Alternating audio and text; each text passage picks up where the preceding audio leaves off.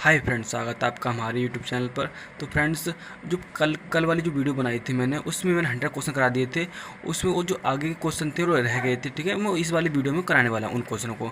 तो आप देख लीजिए एक बार किस तरह से, मतलब जो भी क्वेश्चन वेरी इंपॉर्टेंट क्वेश्चन थे मैं उन्हें कराऊंगा यहाँ पर। लूसेंट का मतलब थर्ड टॉपिक चल रहा है। ठीक है, ये मैं सारा कुछ कराने वाला हूँ। तो उस टॉपिक को चलते हैं। सबसे पहले तो जो किस सारे क्वेश्चन रह गए थे मेरे, मैं 100 क्वेश्चन करा दिए थे इसमें कंप्लीट। और इसके आगे 100 से आगे कराने वाला हूँ क्वेश्चन यहाँ पर इस वाले टॉपिक से। तो जल्दी से देख लेते हैं कहाँ पर हैं हम। अगर वीडियो अच्छी लगे तो लाइक कर देना। ये हमारा 100 क्वेश्चन, मैंने 100 क्वेश्चन करा दिया था। ठीक है, इसके जो आगे क्वेश्चन है यही क्वेश्चन कराने वाला यहाँ पर। ठीक है, तो आप देख लीजिए एक बार। तो यहाँ से मैं कराने वाला हूँ आगे वाले क्वेश्चन जो भी हैं। 101 से क्वेश्चन स्टार्ट करूँगा मैं। 100 क्वेश्चन करा दिए थे इस वाले में। चलो स्टार्ट करते हैं, टाइम ना वेस्ट करते हुए। अगर वीडियो अच्छी लगे लाइक कर देना। ठीक है, और जो भी मतलब लूसेंट बुक के, जो लूसेंट बुक है, इससे जितने भी रिलेटेड जितने भी मोस्ट इंपोर्टेंट क्वेश्चन थे, पॉलिटी हिस्ट्री वगैरह सारा कुछ कराने वाला हूँ। टॉपिक वाइज कराऊंगा, कंप्यूटर की कराऊंगा इसमें, लूसेंट बुक के, लेकिन सब कुछ करा दूंगा। लेकिन बुकें भी, मतलब बुकें वगैरह सब इंग्लिश में सब कुछ कराऊंगा मैं। वो भी लूसेंट बुक से ही कराऊंगा, सब कुछ करा दूंगा। तो चलो ठीक है, चलो स्टार्ट करते हैं 101 से क्वेश्चन। यहाँ से स्टार्ट करते हैं हम। 100 क्वेश्चन पिछले वीडियो करा दिए थे, अब नहीं देखी वीडियो तो आप देख लेना एक बार। चलो तो स्टार्ट करते हैं। हाँ, 100 क्वेश्चन। किस मुगल बादशाह ने 1733 ईस्वी में बिहार की सूबेदारी बंगाल के नवाब शुजाउद्दौला को प्रदान की? किस मुगल बादशाह ने 1733 ईस्वी में बिहार की सूबेदारी बंगाल के नवाब को शुजाउद्दौला को प्रदान कर दी थी? कौन थे? बहादुर शाह फर्स्ट थे, या फखरुल सियस थे, या मोहम्मद शाह रंगीला थे, या अहमद शाह फर्स्ट थे? कौन थे ये? तो 101 में क्या होगा राइट ऑप्शन? तो राइट ऑप्शन बता दो आपके लिए क्या हो जाएगा।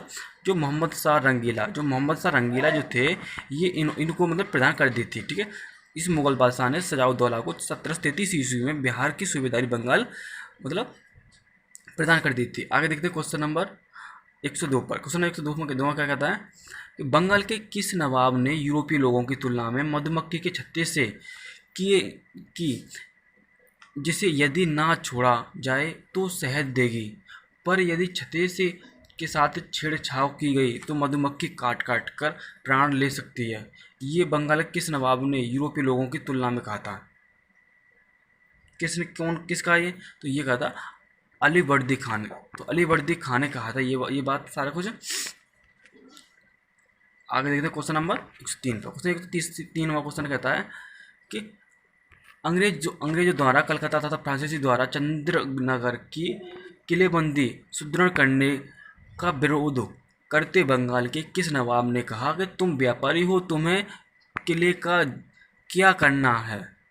मतलब किसने कहा था कि बंगाल के किस नवाब ने कहा कि तुम व्यापारी हो, तुम्हें किले का क्या करना है, मेरे संरक्षण में रहते हुए तुम्हें शत्रुओं का कोई भय नहीं है? ये किसने कहा था? तो मैं बता दूं आपके लिए, ये क्या था? अलीवर्दी खान ने। किसने कहा था? अलीवर्दी खान। आगे देखते हैं क्वेश्चन नंबर 104। बंगाल का वह नवाब कौन था जो जनता जानता था कि वह अंग्रेजों को बंगाल की भूमि से निकाल कर बाहर कर सकता है, किंतु ऐसी स्थिति में उसके ही शब्दों में समुद्र में आग लग जाएगी? उसके शब्दों में समुद्र में आग लग जाएगी। कौन था ये बंगाल का नवाब? तो कौन था जो बंगाल का नवाब था? वो कौन थे? वो अलीवर्दी खां। वो अलीवर्दी खां ही थे। आगे देखिए क्वेश्चन नंबर 105 पर। क्वेश्चन 105 में कहता है कि बंगाल के किस नवाब ने अपने उत्तराधिकारी को यह सलाह दी? किस नवाब ने क्या सलाह दी कि तीनों अंग्रेज, फ्रांसीसी एवं डच को एक साथ निर्बल करने का विचार मत करना। इन तीनों में अंग्रेज सबसे सशस्त्र हैं, पहले उसका अंत करना है और अन्य तुमको विशेष कष्ट नहीं देंगे। किस बंगाल के नवाब ने कहा था ये? तो ये जो बंगाल के नवाब ने कहा था, किसने कहा था? अलीवर्दी खान ने कहा था। ये किसने कहा था? अलीवर्दी खान ने कहा था। Option number A right option हो जाएगा। क्वेश्चन 6। बंगाल के किस नवाब में अलीवर्दी खां का उत्तराधिकारी कौन हुआ? बंगाल के नवाब अलीवर्दी खां का जो उत्तराधिकारी कौन था? तो कौन था? तो 106 में का आंसर क्या हो जाएगा? तो बता दें आपके लिए, जो शुजाउद्दौला था वो बंगाल के नवाब अलीवर्दी खां का उत्तराधिकारी माना जाता है। और जफरस राज और मीर जाफर और मीर कासिम ये नहीं है। आगे देखते हैं क्वेश्चन नंबर 107 पर। क्वेश्चन 107 में कहता है कि बंगाल के नवाब शुजाउद्दौला तथा ब्रिटिश कंपनी के बीच विवाद के कारण थे। क्या कारण थे? बंगाल के नवाब सिराजउद्दौला तथा ब्रिटिश कंपनी के बीच में क्या विवाद बन गए? तो क्या अंग्रेजों द्वारा कलकत्ते की किलेबंदी, अंग्रेजों द्वारा दस्तक का दुरुपयोग और भगोड़े कृष्ण वल्लभ को कलकत्ता में अंग्रेजों द्वारा सड़ देना, क्या कारण था? तो क्या हो जाएगा ऑप्शन? सबसे पहले बता दूँ 107 में जो आंसर होगा क्या होगा? तीनों ही कारण माने गए हैं। ऑप्शन नंबर तीनों ही कारण माने गए हैं। ठीक है, तो बंगाली नवाब सिराजउद्दौला और ब्रिटिश कंपनी के बीच जो विवाद जो है तीनों कारणों द्वारा हुआ था। आगे देखते हैं क्वेश्चन नंबर 108 में चलते हैं। क्वेश्चन नंबर 108 में कहता है ये सुमिलित करना हमारे लिए कौन सी घटना और किस तिथि को हुई थी? कलकत्ता पर नवाब सिराजउद्दौला द्वारा अधिकार, कालकोठरी की त्रासदी, अलीनगर की संधि, प्लासी का युद्ध, ये कब कब हुए थे? कलकत्ता पर नवाब सिराजउद्दौला द्वारा अधिकार कब हुआ था? 15 से 20 जून 1756 ईस्वी में हुआ था। कालकोठरी की त्रासदी 20 जून 1756 ईस्वी में हुई थी। अलीनगर की संधि 9 फरवरी 1957 में हुई थी। अलीनगर की संधि। प्लासी का युद्ध 23 जून 1757 ईस्वी में हुआ था। ऑप्शन नंबर ए इसका राइट ऑप्शन हो जाएगा। आगे देखते हैं क्वेश्चन नंबर 9 पर। 109 पर देखते क्वेश्चन। बंगाल के नवाब मीर जाफर ने कठपुतली मुगल बादशाह शाह आलम सेकंड क्लाइव को साबत जंग की उपाधि एवं कुछ क्षेत्रों की जमींदारी दिलाई। क्लाइव की जागीर करने वाले उस क्षेत्र को पहचानिए। क्लाइव की जो जागीर करने वाले उस क्षेत्र को पहचानना है। कौन सा क्षेत्र था उस समय में? तो क्या हुआ? तो इसका राइट ऑप्शन क्या हो जाएगा? 24 मतलब 24 परगना। 24 परगना मतलब किराए जागीर कहलाने वाला क्षेत्र को पहचानना हमें 24 परगना के नाम से जाना जाता है। आगे 110वां। बंगाल के नवाब मीर जाफर ने मुर्शिदाबाद के स्थान पर मुंगेर को राजधानी बनाया। बंगाल के नवाब ने मीर कासिम ने मुर्शिदाबाद के स्थान पर मुंगेर को अपनी राजधानी बनाया। क्यों? वह मुर्शिदाबाद के षड्यंत्र वातावरण तथा कलकत्ता के दूर रहना चाहता था ताकि अंग्रेज पर हस्तक्षेप न हो। बंगाल के गवर्नर बेंसीस्टार्ट ने उसे ऐसा करने के लिए दबाव डाला था कि मुंगेर के रणमीण वातावरण से वह बहुत प्रभावित था। क्या ऑप्शन होगा राइट? तो बताऊँगा जो मुर्शिदाबाद के षड्यंत्र वातावरण तथा कलकत्ता से दूर रहना चाहता था ताकि अंग्रेज का हस्तक्षेप ना हो। ऑप्शन नंबर ए इसका राइट ऑप्शन हो जाएगा। ठीक है, आगे चलते हैं क्वेश्चन नंबर 111 पर। क्वेश्चन 111 में क्या कहता है कि बंगाल के किस नवाब ने ब्रिटिश कंपनी के गवर्नर को लिखा, आपके भद्र पुरुष इस प्रकार व्यवहार करते हैं, वे समस्त देश में गड़बड़ी फैलाते हैं, लोगों को लूटते हैं, मेरे अधिकारों का अनादर करते हैं, उन्हें शारीरिक यातायात देते हैं। ये किस नवाब ने कहा था? तो किसने कहा था? तो ये कहा था मीर कासिम ने। किसने कहा था? मीर कासिम ने कहा था ये बात। आगे क्वेश्चन नंबर 112। बंगाल के किस नवाब ने 2 वर्षों के लिए सभी व्यापारियों के लिए समस्त व्यापारिक कारों एवं चुंगियों को ख़त्म कर एक बड़ा असाधारण कदम उठाया था? किस नवाब ने 2 वर्षों के लिए कदम उठाया था? किस नवाब ने उठाए थे? तो ये जो नवाब ने उठाया था ये मीर कासिम ने। किसने उठाया था? मीर कासिम ने। ऑप्शन नंबर सी राइट हो जाएगा क्वेश्चन नंबर 12 में का। आगे देखेंगे क्वेश्चन नंबर 13 में क्या कहता है कि 13 में कहता है कि क्लाइव एवं मुगल बादशाह आलम सेकंड के बीच हुए इलाहाबाद की प्रथम संधि 12 अगस्त 1765 के संदर्भ में इन कथनों पर विचार करना है। 12 अगस्त 1765 ईस्वी में इलाहाबाद संधि में जो शाह आलम सेकंड के बीच में जो मुगल बादशाह शाह आलम सेकंड और क्लाइव के बीच में जो संधि हुई थी उसके बारे में बताना है। तो क्या होगा? तो शाह आलम सेकंड को कड़ा व इलाहाबाद के जिले दिए गए। कंपनी को 26 लाख रुपये सालाना के बदले बंगाल, बिहार एवं उड़ीसा की दीवानी स्थायी रूप से मिली। हैदराबाद के उत्तर जिले में उत्तरी सरकार को अंग्रेजी के जाकिर के रूप में मान्यता दी गई। कौन से ऑप्शन राइट होंगे इसके? तो बता दो आपके लिए जो शाह आलम सेकंड को कड़ा इलाहाबादी जिले दिए गए और कंपनी में 26 लाख रुपये जाएगा। बंगाल, बिहार और उड़ीसा को दीवानी स्थायी करेगी और हैदराबाद में उत्तर जिले में उत्तरी सरकार को अंग्रेजों के जहांगीर के रूप में मान्यता देगी। ऑप्शन नंबर डी इसका राइट ऑप्शन हो जाएगा। तीनों सही हैं। आगे देखना क्वेश्चन नंबर 114वां। इलाहाबाद की द्वितीय संधि 16 अगस्त 1765 ईस्वी में किन के बीच हुई? इलाहाबाद की द्वितीय संधि किन के बीच हुई थी? 16 अगस्त 1765 ईस्वी में। तो किन के बीच हुई थी ये बता दो आपके लिए। तो किन के बीच हुई थी? ये हुई थी सिराजउद्दौला एवं किलाए के बीच। सिराजउद्दौला एवं किलाए के बीच में। ऑप्शन नंबर बी इसका राइट ऑप्शन हो जाएगा। आगे 115 में कर्नल क्लाइव तथा गधा या सियार की संज्ञा किसे दी गई? कर्नल क्लाइव का गधा या सियार की संज्ञा किसे दी गई? तो किसे दी गई थी? तो ये दी गई थी मीर जाफर को। किसको दी गई थी? मीर जाफर को दी गई कर्नल क्लाइव तथा गधा या सियार की संज्ञा। आगे 116वां, कलकत्ता की सुप्रीम कोर्ट के एक न्यायाधीश ने बंगाल के किस नवाब को भूसे से भरे हुए एक बेताल के रूप में उल्लिखित किया? सुप्रीम कोर्ट के एक न्यायाधीश ने बंगाल के किस नवाब को भूसे से भरे एक बेताल के रूप में उल्लिखित किया? किसको किया था? मीर जाफर को किया था, नजमुद्दौला को किया था, सैफुद्दौला को किया था, मुबारक उद्दौला को किया था? किसको किया था? तो 116 का आंसर क्या हो जाएगा? क्या हो जाएगा? मुबारक उद्दौला को किया था ये। आगे देखते हैं क्वेश्चन नंबर 117वां। क्वेश्चन 117 में कहता है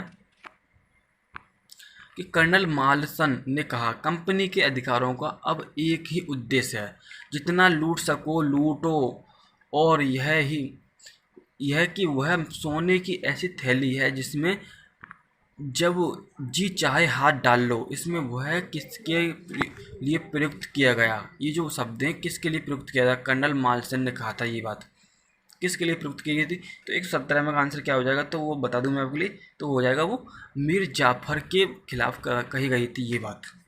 आगे देखते हैं क्वेश्चन नंबर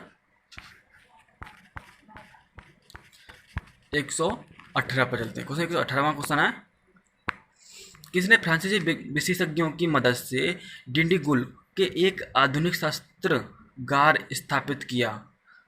किसके फ्रांसीसी विशेषज्ञों की मदद से डिंडीगुल में एक आधुनिक शस्त्रागार स्थापित किया गया? किसकी मदद से हुआ था ये? तो 118 में का आंसर क्या होगा? तो सबसे पहले बता दूं मैं, जो इल्मुतमिश, कृष्ण राज या टीपू सुल्तान या अनवर या हैदर अली, तो इसका राइट ऑप्शन हो जाएगा वो हैदर अली हो जाएगा। क्या? हैदर अली। आगे क्वेश्चन नंबर 119 पर, किसने घोषणा कर दी थी? किसने की थी ये घोषणा कि वह अंग्रेजों को पहले तो अकाट से निकाल बाहर करेगा और अनंत भारत से, बाद में तो पहले तो अकाट से बाहर निकालेगा फिर भारत से निकालेगा? किसने कहा था ये? तो ये जो कहा था सबसे पहले क्या था? हैदर अली ने कहा था ये। ठीक है, ये हैदर अली ने कहा था ये बात। आगे क्वेश्चन 120 पर चलते हैं। क्वेश्चन 100 जहाँ मिलान करना हमारे लिए, तो युद्ध, ये संधि कब हुई थी? ये युद्ध की संधि प्रथम आंग्ला मैसूर युद्ध संधि 1700, ये किसके बीच में हुई थी? द्वितीय आंग्ला मैसूर और तृतीय आंग्ला मैसूर युद्ध। किन किन बीच में हुई थी ये संधि बताना आपके लिए। तो सबसे पहले तो प्रथम आंग्ला मैसूर युद्ध 1767 से 1769 के बीच में हुआ था। ये मद्रास की संधि के बीच हुई थी, मद्रास की संधि के बीच हुआ था। तो द्वितीय आंग्ल मैसूर युद्ध 1780 1784 के बीच हुआ था, लेकिन ये मंगलौर की संधि के बीच, ये कब हुआ था? मंगलौर की संधि के बीच हुआ था। तृतीय आंग्ल मैसूर युद्ध 1790 1792 इसमें, तो श्री रंगपंतनम की संधि के बीच हुआ था। तो ए बी सी तीनों ही सही है, ऑप्शन नंबर ए इसका राइट ऑप्शन हो जाएगा। आगे देखते हैं क्वेश्चन नंबर 121 पर। यहाँ पर भी मिलान करना है, मिलाना यहाँ पर युद्ध और अंग्रेज सेना का नेतृत्व। किस अंग्रेज सेना के नेतृत्व में कौन सा युद्ध लड़ा गया था? प्रथम आंग्ल मैसूर युद्ध या द्वितीय आंग्ल मैसूर युद्ध, तृतीय आंग्ल मैसूर युद्ध, चतुर्थ आंग्ल मैसूर युद्ध। 4 युद्ध हुए थे लगातार, ये किस किस के बीच लड़े गए थे? तो मिलाओ तो ठीक है। तो प्रथम आंग्ल मैसूर युद्ध ये जनरल स्मिथ के बीच हुआ था। प्रथम आंग्ल मैसूर युद्ध ये जनरल स्मिथ के बीच हुआ था। द्वितीय आंग्ल मैसूर युद्ध ये जनरल आयरकूट के बीच हुआ था। तृतीय आंग्ल मैसूर युद्ध ये मेजर जनरल मेडोज के बीच हुआ था। और चतुर्थ आंग्ल मैसूर युद्ध जनरल स्टुअर्ट के बीच हुआ था। तीनों चारों ऑप्शन सही हैं। ठीक है, ऑप्शन नंबर ए इसका राइट ऑप्शन हो जाएगा। देख लेना आप एक बार। आगे 122 में क्वेश्चन क्या कहता है? तो 122 में क्वेश्चन चलते हैं, यही देख लो। हैदर अली की मृत्यु 1782 ईस्वी में किस युद्ध के दौरान हुई थी? तो हैदर अली की मृत्यु 1782 में हो गई थी, लेकिन 1782 में कौन सा युद्ध लड़ा जा रहा था? तो मैसूर का सेकंड आंग्ल मैसूर युद्ध जो था, द्वितीय में आंग्ल मैसूर युद्ध, इसके बीच अभी तो हुआ था 1780 1782 बीच हुआ था जो द्वितीय में आंग्ल मैसूर युद्ध। इसी तरह में तो हैदर अली कि युद्ध के समय मृत्यु हुई थी, तो ऑप्शन नंबर बी इसका राइट ऑप्शन हो जाएगा। आगे देखते हैं क्वेश्चन नंबर 123 पर। द्वितीय आंग्ल मैसूर युद्ध को बंद करने के लिए टीपू सुल्तान तथा अंग्रेज के मध्य मंगलोर की संधि 1784 ईस्वी में हुई। इस संधि पर अंग्रेजों की ओर से हस्ताक्षर करने वाले मद्रास के गवर्नर का क्या नाम था? तो क्या नाम, मद्रास के गवर्नर जो था उसका क्या नाम था? तो उसका नाम था लॉर्ड मैकेरिने। लॉर्ड मैकेरिने उसका नाम था। आगे 124 में द्वितीय आंग्ल मैसूर युद्ध के समय गवर्नर जनरल कौन था? द्वितीय आंग्ल मैसूर युद्ध के समय जो गवर्नर जनरल कौन था उस समय पर?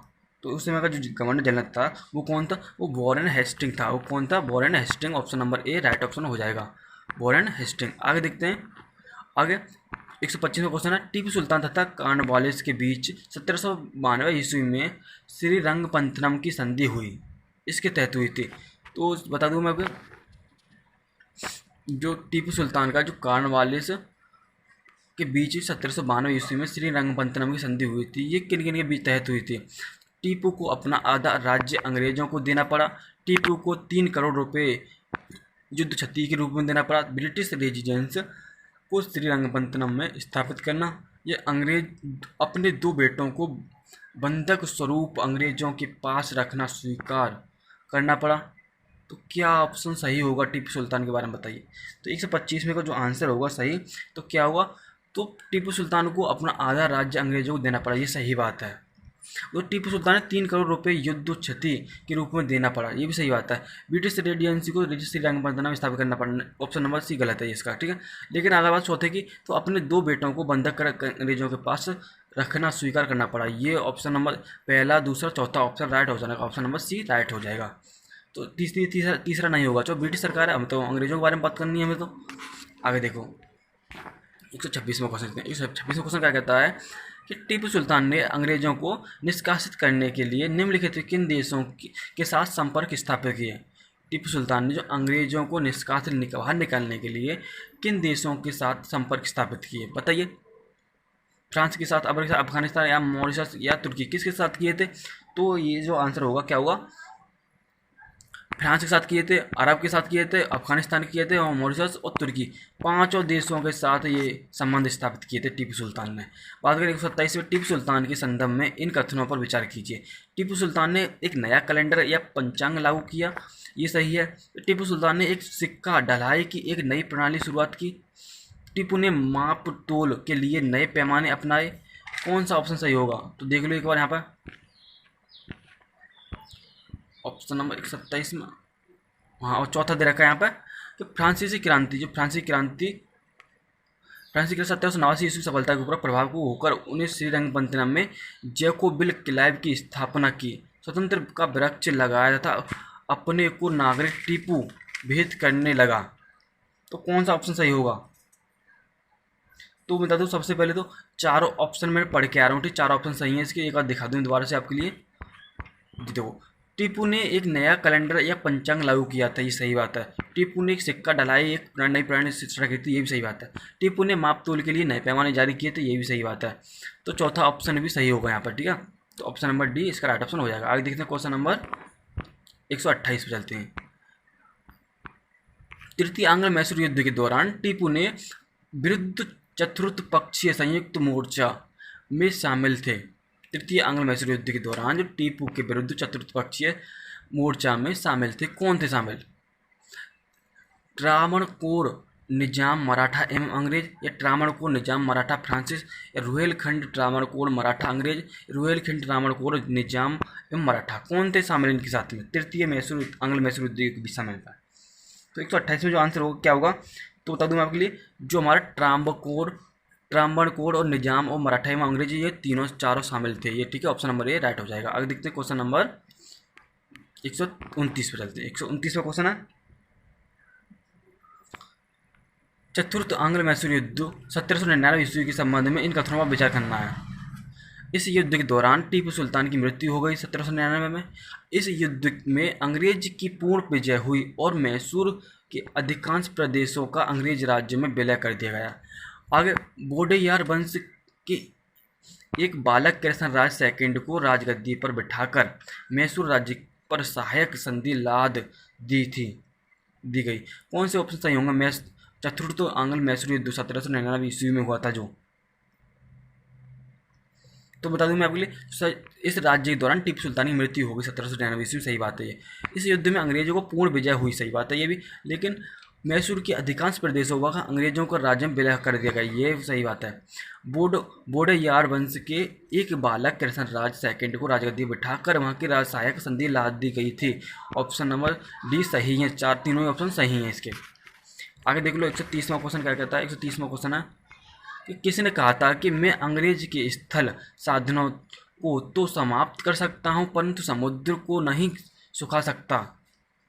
किसने कहा था ये? तो 130वें का आंसर क्या होगा? तो जो मैं अंग्रेज स्थल को साधनों को समाप्त कर सकता हूँ लेकिन समुद्र को नहीं, ये टीपू सुल्तान ने कहा था। किसने कहा था? ये टीपू सुल्तान ने कहा था। आगे 131 में किसकी अत्यंत प्रिय उक्ति थी भीड़ की तरह एक लंबी जिंदगी जीने से कहीं बेहतर है कि शेर की तरह एक दिन जीना। ये किसने कहा था? तो ये जो कहा था, ये कहा था टीपू सुल्तान ने कहा था। ठीक है, ऑप्शन नंबर बी इसका राइट ऑप्शन हो जाएगा। आगे देखते हैं 132वें क्वेश्चन पर। 132वां क्वेश्चन कहता है कि विचार करना निम्नलिखित क्वेश्चनों पर। सिखों के प्रथम गुरु नानक देव 1469 से 1538 मुगल बादशाह बाबर के समकालीन थे और उनका जन्म स्थल तलवंडी या ननकाना पाकिस्तान था। सिखों के दूसरे गुरु आनंद या अंगदेव का मूल नाम लहणा था। तीसरा है कि अकबर ने सिखों के चौथे गुरु रामदास को 500 बीघा जमीन दान में दे दी जिस पर उन्होंने अमृतसर नामक तालाब बनवाया।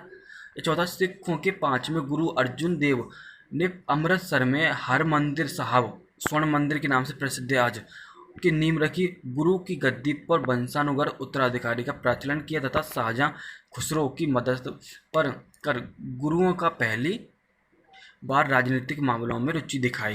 कौन से ऑप्शन सही होगा ये बताना। सबसे पहले बताऊँ मैं आपके लिए,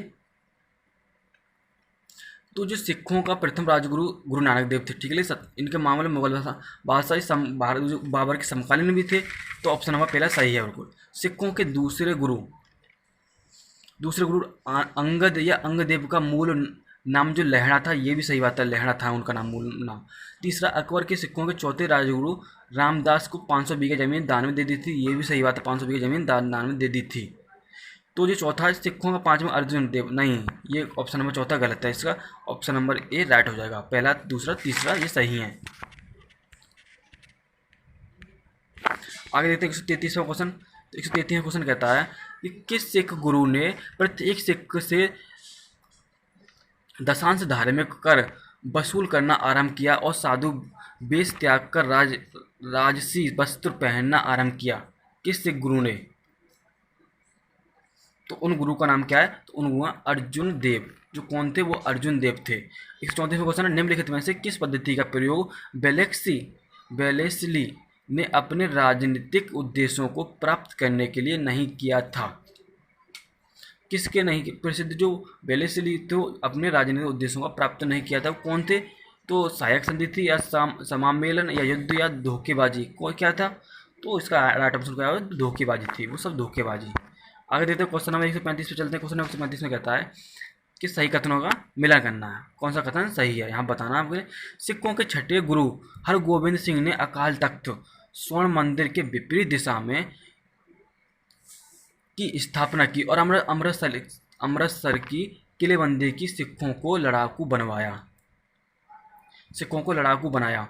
हरगोबिंद ने को अपने जीवन के अंतिम समय कश्मीर की पहाड़ियों में कीरतपुर में बिताने पड़े और वहीं उनकी मृत्यु हुई। सिखों के नवे गुरु तेग बहादुर का मूल नाम त्यागमल तथा उन्होंने सच्चा पातशाह की उपाधि धारण की। कौन सा ऑप्शन सही होगा? इसमें एक और दे रखा होगा ऊपर,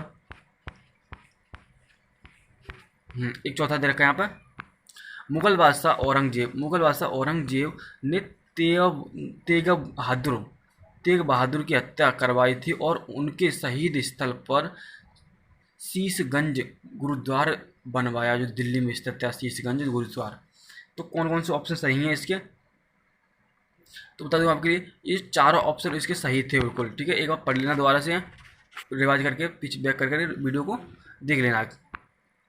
आगे देखते हैं क्वेश्चन 136वां। किस सिख गुरु ने कहा था सरदाद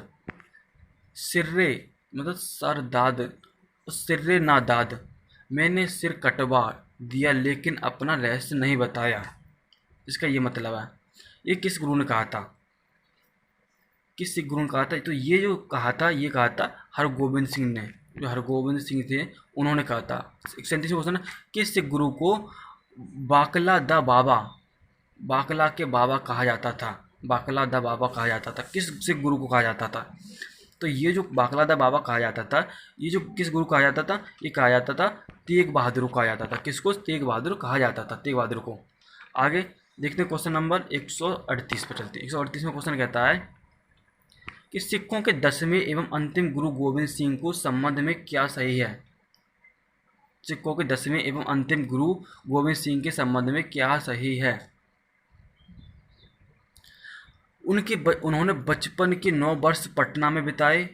मखोबल आनंदपुर में उन्हें गुरु निर्वाचित किया गया। उन्होंने 1699 में खालसा का आदेश सिखों के लिए बनाए गए नियम जारी किया, खालसा का आदेश जारी किया। उन्होंने पाहुल प्रथा, जाति बंधन तोड़ने हेतु एक ही कटोरे में सामूहिक अमृत पान प्रसादन ग्रहण करने की प्रथा आरंभ कर दी। कौन कौन से ऑप्शन सही हैं? सिखों के 10वें एवं अंतिम गुरु गोविंद सिंह के संबंध में बताना है आपके लिए। तो मैं इसका राइट ऑप्शन बताऊँ तो उन्होंने बचपन में 9 वर्ष का पटना में बिताए। ठीक है, सही। मखोबल आनंदपुर में उन्हें गुरु निर्वाचित किया गया, ये भी सही बात है, बी भी सही है। और उन्होंने 1699 में खालसा का आदेश जारी किया, ये भी सही बात। तीसरा भी सही है, चौथा भी सही है। तो ऑप्शन नंबर डी इसका राइट ऑप्शन हो जाएगा। आगे देख लो, आगे एक बार अगला क्वेश्चन है 139वां क्वेश्चन कि गुरु गोविंद सिंह की रचनाएं, गुरु गोविंद सिंह रचना कौन कौन सी रचनाएं गुरु गोविंद सिंह की, ये बताना आपके लिए। तो कौन कौन सी रचनाएं? सबसे पहले तो आऊँगा आपके जो दशक ग्रंथ, ये भी गुरु गोविंद सिंह रचना है। और चंडी चरित्र और विचित्र नाटक और जफरनामा, ये चारों क्या हैं? गुरु गोविंद सिंह की रचनाएं, ये कृतियाँ। ठीक है, उनकी रचना की थी दशम ग्रंथ, चंडी चरित्र और विचित्र नाटक और जाफरनामा। आगे 140 में किसने मुखलिसपुर में लोहागढ़ नामक मजबूत किले बनवाए? किसने मुखलिसपुर कोई नाम का स्थान है, कोई जगह है, उसमें लोहागढ़ लोहागढ़ और लोहागढ़ का नाम के मजबूत स्थान किले बनवाए वहाँ पर। तो किसने बनवाए थे? तो ये जो किले बनवाए थे, किसने बनवाए थे? ये बनाए थे बंदा बहादुर, वीर बंदा बैरागी ने बनवाए थे। ऑप्शन नंबर सी इसका राइट ऑप्शन होगा। 141 में किस मुगल बादशाह के आदेश पर बंदा बहादुर की हत्या की गई थी? ये बंदा बहादुर की हत्या किस मुगल बादशाह के आदेश पर की गई थी? बहादुर शाह फर्स्ट या फर्रुखसियर या मोहम्मद शाह फर्स्ट या शाह आलम सेकंड, किसके आदेश पर की गई थी किसकी मृत्यु? बंदा बहादुर की हत्या। तो क्या होगा राइट ऑप्शन? तो इसमें जो फर्रुखसियर जो थे, इनके आदेश पर बंदा बहादुर की हत्या कर दी गई थी। ऑप्शन नंबर बी इसका राइट ऑप्शन हो जाएगा। आगे देख लो एक बार 142वां क्वेश्चन। सैनिक संगठन खालसा दल की स्थापना किसने की? सैनिक संगठन खालसा दल की स्थापना किसने की थी? तो किसने की थी? तो सैनिक संगठन खालसा दल की स्थापना ये की थी कपूर सिंह ने।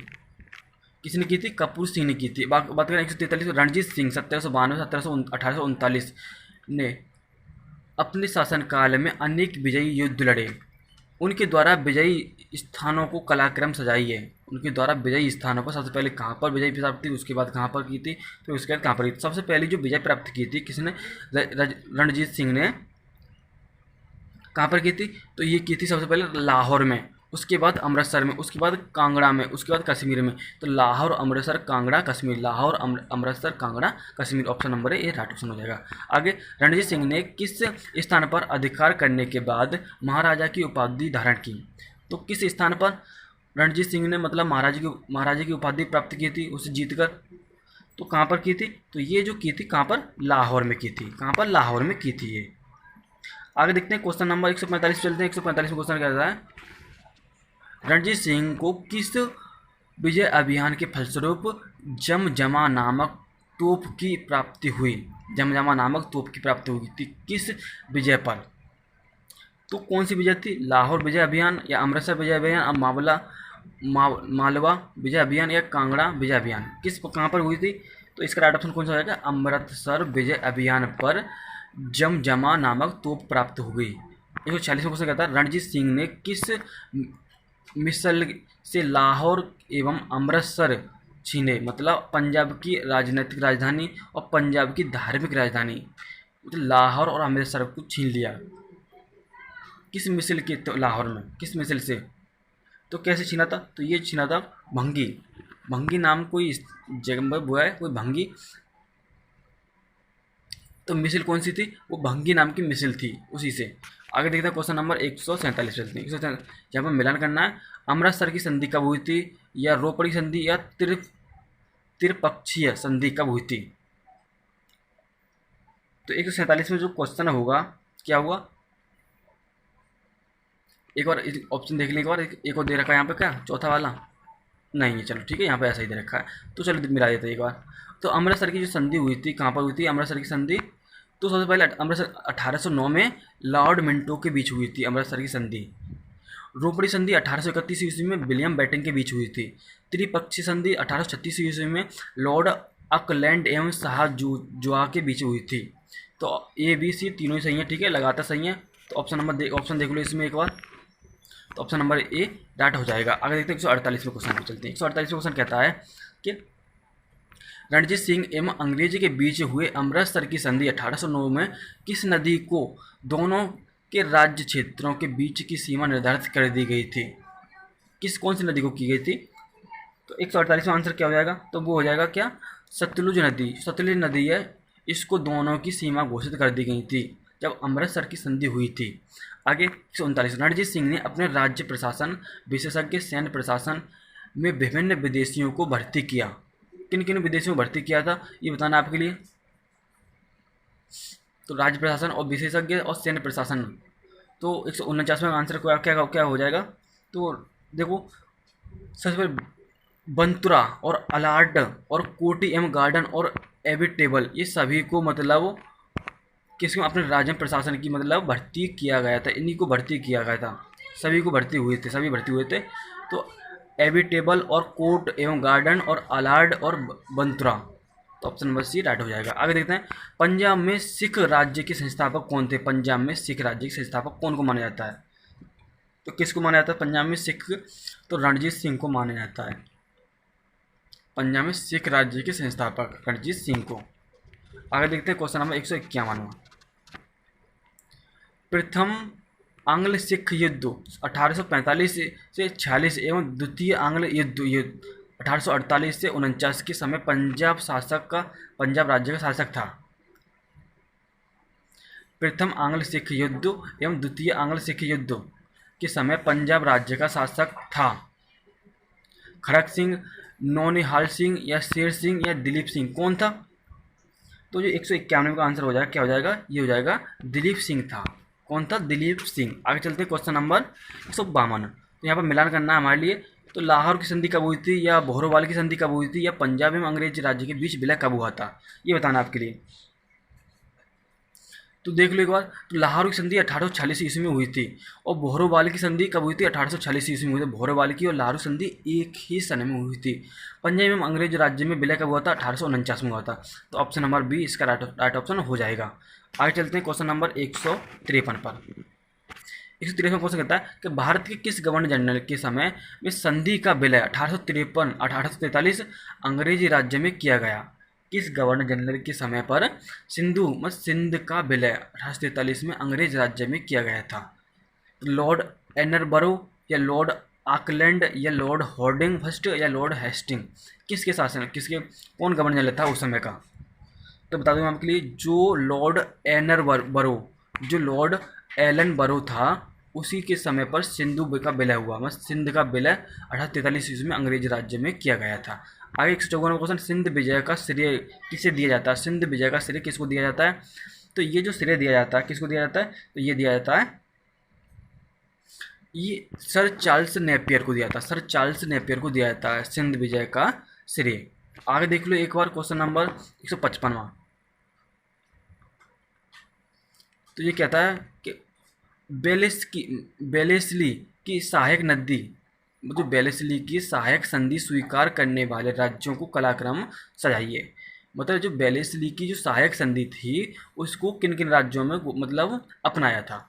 हैदराबाद, मैसूर, तंजौर, अवध, पुणे, पूना के पेशावर। तो किसने अपनाई थी? तो ये संधि अपनाई थी किसने? सबसे पहले तो हैदराबाद, फिर मैसूर, फिर तंजौर, फिर अवध, फिर पूना के पेशावर। तो ऑप्शन नंबर ए इसका राइट ऑप्शन हो जाएगा। चारों पांचों नंबर तो हैदराबाद, मैसूर, तंजौर, अवध, पूना के पेशावर किसी वेलेस्ली की सहायक संधि जो स्वीकार करने करी थी। आगे 56 में सहायक संधि के संदर्भ में किसने कहा था?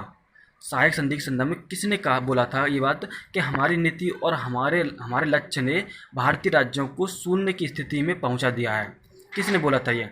तो ये जो बात बोली थी किसने बोली थी? तो क्या हुआ 56 में का राइट ऑप्शन? तो ये हो जाएगा लॉर्ड वेलेस्ली ने कहा था। लॉर्ड वेलेस्ली ने बोला था ये बात। आगे देखते हैं क्वेश्चन नंबर 157 पर चलते हैं। 157 क्वेश्चन कहता है कि सहायक संधि के संदर्भ में किसने कहा था? अब सहायक संधि आ गई थी। किसने कहा था कि राजनीय स्थानीय राजाओं का अस्तित्व उसी दिन समाप्त हो गया जिस दिन वे कंपनी द्वारा सुरक्षित बने या कंपनी की सहायक बनी। किसने बोला था ये? तो 157 का जो राइट ऑप्शन होगा क्या होगा? तो ये होगा कार्ल मार्क्स ने कहा था। किसने कहा था? कार्ल मार्क्स ने कहा था। आगे 158 क्वेश्चन है, भारत में सहायक संधि का जन्मदाता किसे कहा जाता है या आविष्कारक किसे कहा जाता है?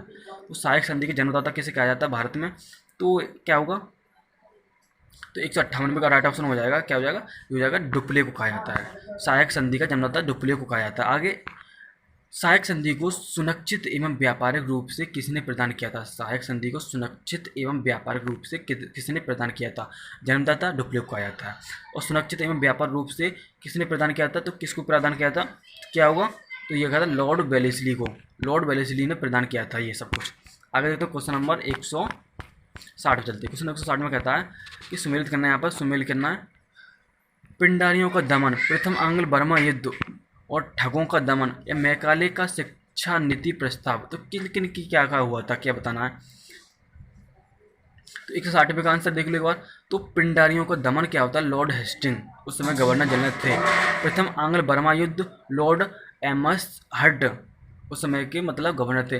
ठगों का दमन विलियम बेटिंग के समय हुआ था। मैकाले एवं शिक्षा नीति प्रस्ताव विलियम बेटिंग के समय पर अपनाया गया। तो ऑप्शन नंबर ए इसका राइट ऑप्शन हो जाएगा। आगे देखना, यहाँ आगे सुमेल करना है, ठीक है, मिलाना है। आगे देख लो क्वेश्चन 161 में समाचारों का प्रतिबंध समाप्त किया था किसके शासनकाल में? प्रथम आंग्ल अफगान युद्ध या प्रथम आंग्ल सिख युद्ध या हिंदू विधवा पुनर्विवाह एक्ट, किसके शासनकाल में हुए थे सब कुछ? तो बता दूं, जो समाचार पत्रों का प्रतिबंध समाप्त हुआ था ये चार्ल्स मेटकाफ के समय हुआ था। चार्ल्स मेटकाफ के समय। तो पहले का चौथा मिल जाएगा, ठीक है। तो चार्ल्स मेटकाफ। और प्रथम आंग्ल अफगान युद्ध कब हुआ था? प्रथम आंग्ल अफगान युद्ध हुआ था लॉर्ड ऑकलैंड के समय। लॉर्ड ऑकलैंड के समय हुआ था प्रथम आंग्ल अफगान युद्ध। बात करें तीसरा, तो प्रथम आंग्ल सिख युद्ध। तो प्रथम आंग्ल सिख युद्ध कब हुआ था? तो प्रथम आंग्ल सिख युद्ध हुआ था कब? लॉर्ड हॉर्डिंग के समय हुआ था प्रथम आंग्ल सिख युद्ध, लॉर्ड हॉर्डिंग। हिंदू विधवा पुनर्विवाह कब हुआ था? ये हुआ था लॉर्ड डलहौजी के समय पर हुआ था। तो ऑप्शन नंबर बी इसका राइट ऑप्शन हो जाएगा। आगे देखते हैं एक बार क्वेश्चन नंबर गोद प्रथा। जो गोद प्रथा का प्रतिबंध लगाने वाला गवर्नर कौन था? जो गोद प्रथा का प्रतिबंध लगाने वाला गवर्नर कौन था ये बताना आपके लिए। तो बताइए तो कौन था? तो गोद प्रथा का प्रतिबंध लगा दिया था तो वो कौन था? तो वो था लॉर्ड डलहौजी। लॉर्ड डलहौजी के द्वारा गोद प्रथा का प्रतिबंध लगा दिया। आगे देखते हैं डलहौजी की जब्ती का सिद्धांत गोद प्रथा का प्रतिबंध के शिकार होने वाले राज्यों को कालक्रम सजाइए। कौन कौन से राज्य थे वो शिकार हुए थे गोद प्रथा का प्रतिबंध लगाने से? देखो 63 का आंसर बताना आपके लिए। सबसे पहले जो सतारा और संबलपुर और जैतपुर और बघाट, और बात करूँ मैं उदयपुर झांसी और नागपुर। सतारा, संबलपुर और जोधपुर, बघाट, उदयपुर, झांसी और नागपुर, ये सभी मतलब इससे मतलब प्रतिबंध लगाए थे होने वाले कलाकार मतलब राज्यों में के शिकार सब ने जब्ती बना लिया गया था। इन्हीं में सबसे पहले गोद प्रथा प्रतिबंध लगा दी गई थी। आगे देखते हैं क्वेश्चन नंबर 164 का। यहाँ पर मिलाना है घटना का, कौन सी घटना किस वर्ष हुई थी? सुगौली की संधि कब हुई थी? या प्रथम आंग्ल बर्मा युद्ध कब हुआ था? द्वितीय आंग्ल बर्मा युद्ध कब हुआ था? या तृतीय आंग्ल बर्मा युद्ध कब हुआ था? ये बताना आपके लिए। तो क्या हुआ? तो मिला लो एक बार। तो जो हमारा बता दें आपके लिए जो सुगौली की संधि 1816 ईस्वी में हुई थी, सुगौली की संधि 1816 ईस्वी में हुई थी। प्रथम आंग्ल बर्मा युद्ध 1824 से 26 के बीच हुआ था। द्वितीय आंग्ल बर्मा युद्ध 1852 के बीच में हुआ था, 1852 हुआ था। और तृतीय आंग्ल बर्मा युद्ध 1885 से 86 के बीच हुआ था। तो ऑप्शन नंबर बी इसका राइट ऑप्शन हो जाएगा। आगे 165वां क्वेश्चन है, निम्नलिखित कथनों पर विचार करना है कि रॉबर्ट क्लाइव बंगाल के प्रथम गवर्नर जनरल थे या विलियम बेंटिंक भारत के प्रथम गवर्नर जनरल थे। कौन सा ऑप्शन सही है 165वें का? तो 165वें का आंसर कौन सा होगा? रॉबर्ट क्लाइव प्रथम बंगाल गवर्नर नहीं, रॉबर्ट क्लाइव नहीं थे। हाँ, विलियम बेंटिंक भारत के प्रथम गवर्नर जनरल थे। रॉबर्ट क्लाइव प्रथम गवर्नर, बंगाल के प्रथम नहीं। तो रॉबर्ट क्लाइव तो नहीं थे। तो रॉबर्ट, तो बता दूँ आपके लिए, जो बंगाल के प्रथम गवर्नर थे वॉरेन हेस्टिंग को कहा जाता है वैसे तो विलियम बेंटिंक मतलब भारत के प्रथम गवर्नर जनरल थे। तो ऑप्शन नंबर बी इसका राइट ऑप्शन हो जाएगा। आगे, पंजाब के राजा रणजीत सिंह की राजधानी कहाँ थी? तो पंजाब के राजा रणजीत सिंह की राजधानी कहाँ पर स्थित थी? 166 का आंसर क्या हो जाएगा? तो लाहौर में थी। कहाँ पर? लाहौर में थी। आगे देखते हैं क्वेश्चन नंबर 167वां। 167वां क्वेश्चन कहता है, निम्नलिखित कथनों कौन सा एक दिल्ली के नादिर शाह के सैन्य अभियान की सफलता के लिए संभव कारण नहीं था? क्या कारण नहीं था? संभव कारण। नादिर शाह के सैन्य अभियान की सफलता के लिए संभव कारण नहीं था। कौन सा? कमजोर मुगल सम्राट, या उत्तर पश्चिम सीमांत में मजबूत रक्षा का अभाव, या दिल्ली की रक्षा के लिए विलंब से तैयारी, या आक्रमण सेना द्वारा बेहतर सैन्य प्रौद्योगिकी का प्रयोग। तो 167 का आंसर क्या हो जाएगा? तो आक्रमण सेना द्वारा बेहतर सैन्य प्रौद्योगिकी का प्रयोग होना। आगे देखते हैं क्वेश्चन नंबर 168वां क्वेश्चन। 168वां क्वेश्चन कहता है कि केरल के राजा मार्तंड वर्मा के बारे में निम्नलिखित कौन सा कथन सही नहीं है? केरल के जो राजा थे मार्तंड वर्मा, इनके बारे में कौन सा कथन गलत है?